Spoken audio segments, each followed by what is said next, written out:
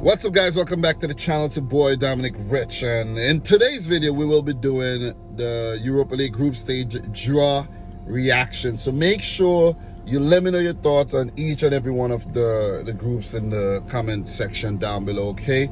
So look, if you hear a little noise, yeah, the landscapers are out doing their thing, you know what I mean? And I should have parked somewhere else, but I kind of, you know, wasn't thinking. But anyways, look, let's talk about these groups. You know, I haven't seen the groups yet. I have no idea what happened. I didn't watch the draw, and I did it because I wanted to have a natural reaction, you know, while I'm doing this video. So I will be doing the Conference League draw reaction as well. So make sure you go check that out and check out my Champions League group stage draw reaction. So we got the groups here, guys, and let us talk about Group A. So Group A, there's Arsenal, PSV Eindhoven, Bodø Glimt, and Zürich. This is a tough group. This is a tough group because, you know, Arsenal are doing very well. You know, they're top of the Premier League right about now in the first 3 games. PSV Eindhoven under, what's his name, Ruud van Nistelrooy. They started well and were very unlucky not to get into the Champions League group stages, but they look good. A lot of talent in that team. And Bodø Glimt, we know Bodø Glimt, the rise of Bodø Glimt is something that is, you know, is enjoyed by most football fans right about now, if they're aware of what's going on. So that's a tough group right there. And Zurich, I think, you know, is a team that is not the best team, but I think they still will, you know what I mean, throw a wrench into the whole works here. So this is a very, very good group. Arsenal, of course, you know, expected to come out on top, but you never know with teams rotating after the weekend game, or rotating before the weekend game, I should say, or after the midweek game. It is going to be, you know, a toss-up if you really think about it sometimes, you know what I mean? Not for every single group, or maybe Arsenal would take it more seriously, but for these smaller teams like Bodø Glimt, that would be everything. The Europa League will be everything, so it's going to be very difficult for the more prominent teams like Arsenal and PSV. So in Group B, we got Dynamo Kiev, the Ukrainians, against Rennes, Fenerbahçe, and AEK Larnaca. So that group is okay. You know, Dynamo Kiev is a team that they've struggled, seeing that the Ukrainian league went on a hiatus because of the war and everything. They've been playing a lot of friendly, and they didn't look too convincing during the Champions League qualifiers. But it'll be an interesting group with teams like Rennes, who always have these talented players. Fenerbahçe, you know, the Turkish team, they bring in a lot of outside players and everything, so they are exciting on paper, but they don't really come through, in my opinion. And AEK Larnaca, the Cypriot team, I think, is going to be a team that you can't take lightly. So that's what Group B looks like. So for Group C, Roma, the champions of the last season's Conference League, the first ever Conference League champs, coming up against Ludogorets, Real Betis, and HJK Helsinki. So that group isn't well balanced, in my opinion. Roma should get through. Betis should get through. But guys, as I said, man, look, you never know with these Europa League matches. You never ever know. Look at last season when Bodø Glimt destroyed Roma. You see what I'm saying? So Roma still went on to win the competition, but still, you know, you can't take these smaller teams lightly. And Ludogorets are no slouches. Helsinki, a team I think may struggle here, and Betis, you know, under Pellegrini, would be definitely a team to watch here. So Group D, we got Braga, Malmö, Union, and wait, I almost messed it up. Union Berlin and Royal Union St-Gilloise from Belgium, the new up-and-coming team, similar to Bodø Glimt. So this is an interesting group. I think this is well balanced, and this will be a very difficult group to predict. I am going to make Europa League group stage predictions, and it's going to be very hard. I could sense that group is going to be very, very hard already. So these landscapers, man, they trimming hedges, they blowing leaves. I should have moved from here, man. I don't know why, but I think you guys are hearing me, right? You guys are hearing me. I think you are. And my vehicle, you know, it's kind of quiet in here too, so, but still, it's annoying, man. God damn. God, I should have moved. I should have gone somewhere else. I think I'm about to move from here, seriously.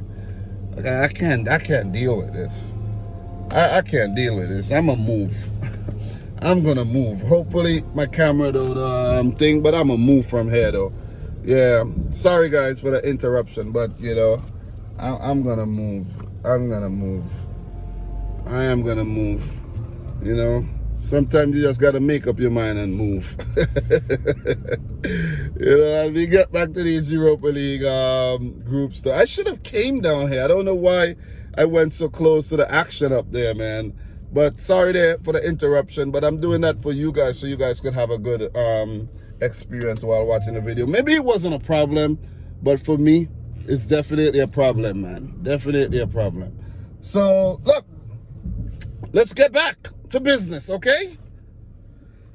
Group E, Manchester United, Real Sociedad, Sheriff, and Omonoia from Cyprus. So, it's a tricky group. Sheriff, not to be messed with. Real Sociedad, we know they have a lot of quality in their team, even though they just lost Alexander Isak. You know, they still should have quality. David Silva and co, you know, in that team. And you know, I don't know the Real Sociedad setup like that. I'm not gonna pretend. Got to do my research some more before I make these predictions. But United should be the favorites to come through here. But we know United, or maybe it's the new United under Erik ten Hag. Maybe it's a new United. Maybe. I'm saying, and we should have jumped the gun too much with them. But United should be the favorites to come through. If they do not top this group, I don't know, man. I don't know what to say. Same old, same old. So that group is a little top heavy with Sociedad and United, and with Sheriff and Omonoia looking to cause a stir in that group. So we move on to Group F, where there's Lazio, Feyenoord, Midtjylland, and Sturm Graz. This is a tough group because Sturm Graz, I saw Sturm Graz doing the Champions League qualifiers, and that team not to be messed with. Midtjylland, we know they could be a problem as well. We saw them in the Champions League recently. Feyenoord, we know the Dutch team, a lot of talented players in their team. And Lazio, the Italians, you know, they always have a quality unit. So this group is also another, I think this is a very balanced group. It's a good group in my opinion. And it would also be a very difficult one to predict though. So in terms of Group G, guys, we have Olympiacos, Qarabağ, Freiburg, and Nantes. Big up to Freiburg, teams like Nantes for making it to the Europa League, you know. It's good on them, man. Olympiacos, it looks so in the Champions League playoffs. Well, I should say qualifiers. Qarabağ, very impressive. Very impressive, man. So that's the team to watch in this group, in my opinion. Freiburg, they're on the rise, and I'm really happy for teams like Freiburg that they're able to actually make European football. You know, you look back a few years ago, you see Freiburg and Augsburg. They used to be like teams that used to, you know, just struggle to stay in the Bundesliga. And look, they're in European competitions right about now. So teams on the rise, man, and I like that.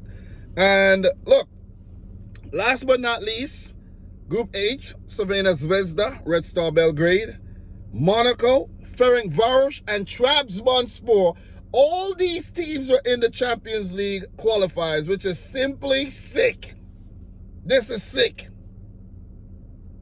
This is like a group of death. This is a group of death, in my opinion. Very difficult group to predict, man. I don't even know which way this one is going to go. But I'll come up with some predictions. The group stages start on September 8th. And I'll try to do some, you know, some stuff for the Europa League. I promise, you know what I'm saying? They say I promise to come to a fool, but I'll try to come through on my word, man. You know what I mean? Because I've neglected the Europa League, and I didn't do much on the Conference League last season, so I'm going to take some time out. Even if it's some time like this, when I get off work, just sit in the car and drop some predictions, you know what I'm saying? Just put in an effort, and I think I'll do that. So, guys, that's my draw reaction. In terms of who'll win it, I don't know, because remember, there's going to be 8 teams coming down from the Champions League, and it could be one of those teams, you see? So, look, in terms of the Europa League, it's the same procedure like the Champions League, where first and second goes on to the round of 16. I think they eliminated the round of 32, because before there used to actually be 48 teams in the Europa League, if I'm not mistaken. Yeah, there used to be a lot more teams in the Europa League, but now it's dropped down to 32, where the third place teams are going to go into the Conference League round of 16, right? And round of 24. Yeah, there's a round of 24, I think, now, where, yeah, something like that, where 8 teams come down, and there's something like that. So, guys, thanks for tuning in to yet another one. Let me know what you think about the draw. Let me know who you think will go on to the Europa League, who you think will flop, where you think there'll be, a dark horse story and whatnot. Subscribe to the channel if you're new. Like the video. And from your boy, did I say all those things already, though? But from your boy, Dominic Rich, until next time, peace out. Rich Squad. Peace.